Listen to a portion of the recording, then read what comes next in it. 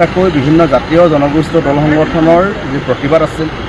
আমাৰ দুলীয়াজানৰ যি শৈক্ষিক সামাজিক বাতাবৰণ ৰক্ষাৰ স্বাৰ্থত সুৰক্ষিত অসমীয়া ভৱিষ্যতৰ স্বাৰ্থত আজি বিভিন্ন বিক্ষিপ্ত ঘটনা আঁৰৰ যিসমূহ দোষী বা অন্যান্য BNC পেট্ৰল পাম্পকে আৰম্ভ কৰি বিভিন্ন ধৰণৰ ঘটনাৰ যি উচ্চ পৰ্যায়ত আমি তদন্ত দাবী কৰিছিলোঁ। এই ক্ষেত্ৰত গৃহ বিভাগ অসম আৰক্ষীয়ে যেনেধৰণে আগুৱাই নিব লাগিছিল তদন্ত প্ৰক্ৰিয়া বা যেনেধৰণে তেওঁলোকে দোষী চিনাক্ত কৰি গ্ৰেপ্তাৰ কৰিব লাগিছিল আমাৰ দৃষ্টিগোচৰ হোৱা নাই। ক'ৰবাত লেহেমীয়া গতিয়ে যেন এই তদন্ত প্ৰক্ৰিয়া ৰৈ গৈছে। তাৰ কাৰণে আজি যি সৰ্বত্ৰ প্ৰতিবাদ হৈছে, আজি আপোনালোকে দেখিছে দুলীয়াজানৰ Bhawani market, Gogoi market, all India market, পুৰণা বাছ ষ্টেণ্ড, আজি 16 নম্বৰ সকলোতে আমি দেখিবলৈ পাইছোঁ স্বতঃস্ফূৰ্ত প্ৰতিবাদ, ৰাইজৰ অভূতপূৰ্ব সঁহাৰি, কোনো ধৰণৰ হিংসাত্মক ঘটনা সংঘটিত নোহোৱাকৈ, কোনো ধৰণৰ জোৰ জুলুম নকৰাকৈ এনেকুৱা প্ৰতিবাদ ৰৈল নকৰি তেজে ধোৱা দুলীয়াজানৰ এয়া এটা ইতিহাস। আমাৰ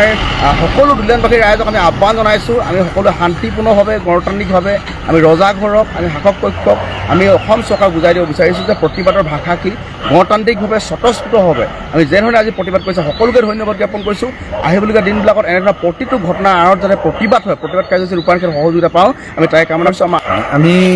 11টা দল সংগঠনে আমি আজি বন্ধ কাৰ্যসূচী সাব্যস্ত কৰিছিলোঁ আৰু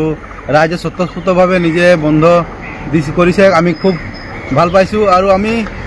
অসম চৰকাৰক অনুৰোধ জনাইছোঁ যে আমাৰ যি 4টা মূল দাবী আছে সেই দাবীসমূহ